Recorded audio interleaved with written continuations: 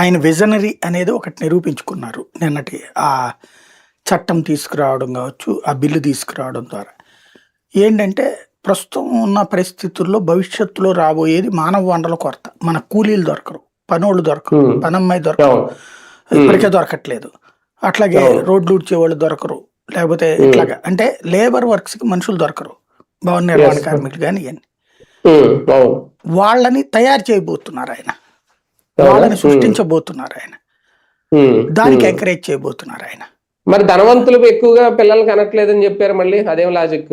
అంటే ధనవంతులు పిల్లలకి అనట్లేదు కాబట్టి పేదలకు అనండి అంటున్నారు. ధనవంతులు ఒక బిడ్డను అంటారు, వాళ్ళు లగ్జూరియస్ గా బతకాలంటే. పేదల కంటే కదా వాళ్ళు ఇప్పుడు ఒక అపర కోటీశ్వరుడు అండి, 50 కోట్లు 100 కోట్లు ఆస్తుంది, అమెరికాలో ఉంటున్నాడు. వాడింట్లో వాడే తుడుచుకోవాల్సి వస్తుంది, వాడింట్లో వాడే ఊడ్చుకోవాల్సి వస్తుంది, వాడింట్లో వాడే వండుకోవాల్సి వస్తుంది, వాళ్ళింట్లో వాడే తోముకోవాల్సి వస్తుంది. ఇప్పుడు మన దేశంలో మన రాష్ట్రంలో ఓ ₹1,00,000 జీతం ఉందనుకోండి ఫర్ ఎగ్జాంపుల్, ఇక్కడ మనకు పని మనిషి దొరుకుతారు.